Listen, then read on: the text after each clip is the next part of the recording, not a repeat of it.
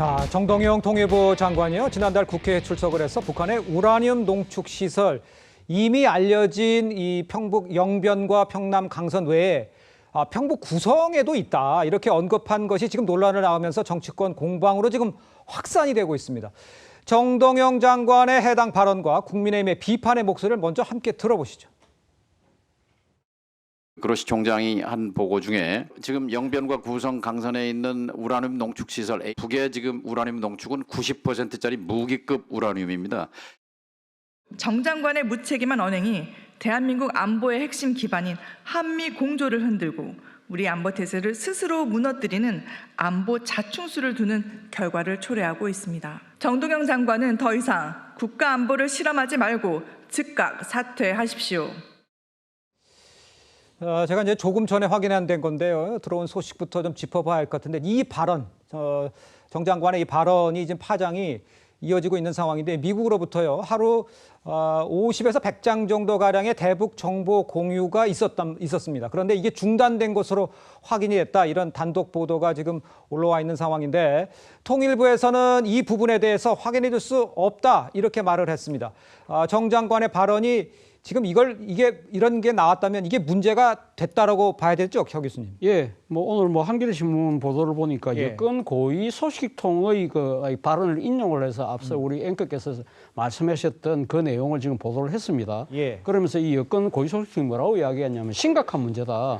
빨리 이 문제를 해결해야 된다고 이야기를 했고 또 다른 또 인용을 했는데요. 정부 관계자의 말을 인용을 하면서 정 장관이 밝힌 정보가 아주 민감하고 큰 것이었다.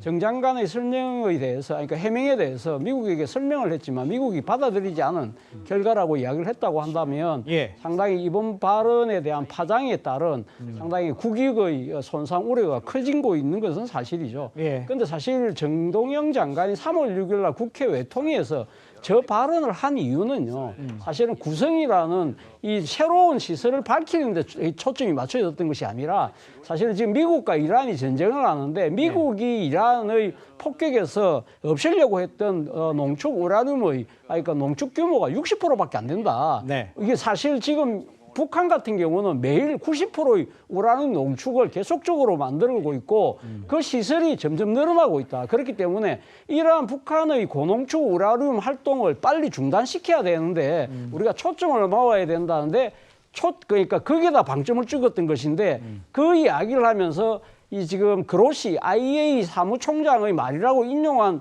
고심 시설 이 지금 영변이나 강선 말고 그러니까 구성을 또다시 추가를 함으로써 예. 그 구성이라는 이 새로운 위치가 사실은 미국이 우리에게 공유해준 그 정보 안에 있다는 것이죠. 그런데 사실 그 발언 직후에 이 문제가 불거지니까 통일부가 뭐라고 이야기를 했냐면 미국의 여러 가지 이 연구소에서도 구성에 대한 이야기가 나왔다고 이야기를 했는데 네네. 미국은 이걸 믿지 않고 있는 것이죠. 자신들이 공유해 준 것을 아마 지금 민감한 내용들을 이렇게 공개하는 것 자체가 한미동맹의 그 관계에서 과연 미국 입장에서 한국이 신뢰할 수 있는 파트너인가? 이 부분을 의심하는 것 같아요. 그래서 앞서 이야기했던 지금 정보 공유를 중단한 것이 아닐까라고 한다면 정부 차원에서 빨리 어떤 식으로든 이 부분에 대한 해법을 찾아야 된다는 생각입니다. 예, 아직 그 중단을 일주일 단위로 하는 건지 한 달 단위로 하는 거 이건 나오지 않았는데 협약이 있기 때문에 영구히 할 수는 없다고 그럽니다. 일단 그렇지만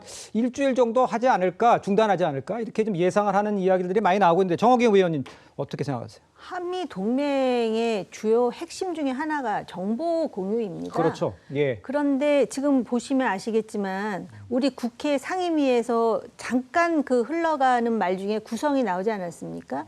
이거는 뭐냐면 미국이 전 세계 국가 중에 한국의 중요도가 넘버 10 안에 들어 있습니다. 그러니까 10등 안에 한국이 그만큼 중요하다고 생각을 하기 때문에 네. 한국에서 일어나는 일들을 굉장히 디테일하게 지금 모니터링하고 있다는 것입니다. 그런데 지금 구성 얘기가 나오지 않았습니까? 그러자 통일부에서는 뭐라 그러냐면 이미 오래전부터 미국의 민간 기관에서 가능성을 제기해왔다. 미국의 민간 기관, 예를 든다면 ISIS 같은 데서 오래전부터 구성 얘기를 한 건 사실이지만 이거를 한국의 정책 결정자 그 서클에 있는 사람이 마치 또 미국 정부와 정보를 공유하는 것처럼 얘기했다라는 건 굉장히 심각하고 제가 그 표현은 뭐하지만 이건 진짜 경박한 행동입니다. 이렇게 예. 신중하지 않을 수가 있습니까? 미국에서 동맹국에 대해서 정보 공유를 하지 않는다?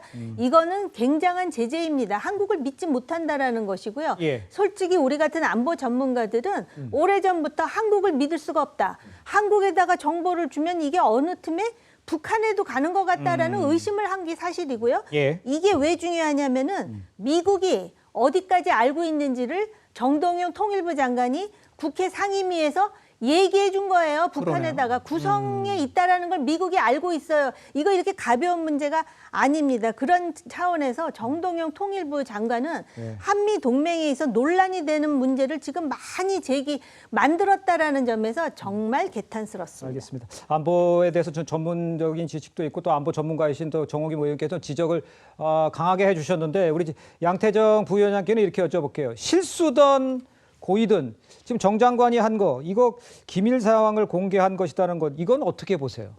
사실 저 구성시에 이제 핵 농축 시설이 있다는 거에 관한 내용은 뭐 미국의 뭐 ISS나 뭐 38로스나 그런 미국 싱크탱크에서 여러 차례 이제 연구 보고서 같은 걸로 언급된 바도 있고요. 사실 예. 2021년에 CNN에서 방송에서 구성시에 그 추가적인 핵시설이 있을 가능성이 높다라고 이 방송이 된 적이 있는 사실입니다. 아마 정동영 장관은 이제 그런 방송이나 연구 보고서 그러니까 통일부 자체적으로 파악한 내용을 보고 이제 본인이 알고 있는 정보를 얘기한 것 같긴 한데 다만 이게 오비락이란 말이 있는 것처럼 미국 측에서는 좀 오해를 하고 있을 수 있다고 생각은 듭니다. 그래서 만약 이제 어쨌든 이게 공식적으로 확인된 바가 없는 지역 그로 위치 시설이라고 한다고 하면 저런 반응을 조금 더 자제했으면 어땠을까라는 아쉬움은 있습니다. 알겠습니다.